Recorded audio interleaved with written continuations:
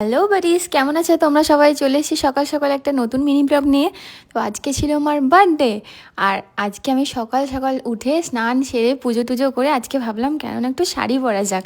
অনেকদিন শাড়ি পরা হয়নি, আর আমার অনেকদিন ধরে মনে হচ্ছিলো যে বার্থডেতে আমি একটু শাড়িই পরবো। তো তারপর ব্রেকফাস্ট করতে বসে গেছিলাম, লুচি ঘুগনি মিষ্টি এগুলো তো ছিল, দেখতেই পাচ্ছ। আর তারপর বুনি বেরিয়ে গেছিলো আমার জন্য বার্থডে স্পেশাল কেকটা কিনতে, মানে যেটা আমি কাট করবো আর কি ওই দিন সন্ধ্যাবেলা।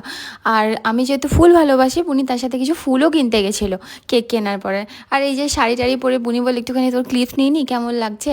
তো আমি ক্লিপসের সাথে সাথে একটু করে ডান্সও করে নিলাম। আর তারপর আমাকে খেতে দিয়ে দেওয়া হলো।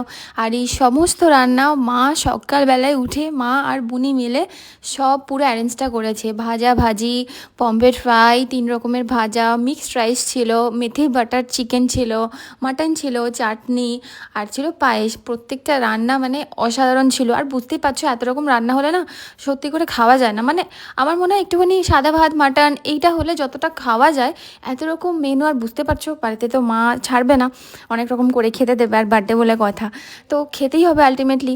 তারপর লাঞ্চ টাঞ্চ করার পর এত গরম করছিল, আমি আর শাড়ি পরে থাকতেই পারলাম না, তাই জন্য ড্রেসটা চেঞ্জ করে নিলাম। তারপর সন্ধ্যাবেলা কেকটা কাট করলাম। আর এই যে প্রথমে ঠাকুনকে খাওয়ালাম, কারণ আমার বাড়ির মধ্যে সবথেকে সিনিয়র সিটিজেন হচ্ছে আমার ঠাকুন। তো আমি সবসময় কেক কাটার পরে ঠাকুনকে প্রথমে খাইয়ে তারপর আমার কেক মানে সবাইকে খাওয়ানো শুরু করি। তারপর একে একে আমাকে সবাই কেক খাইয়ে দিচ্ছি। তারপর মাকে খাওয়ালাম, বাবা, বাড়ির বাকি সদস্যরা সবাই, মুনি সবাই ছিল।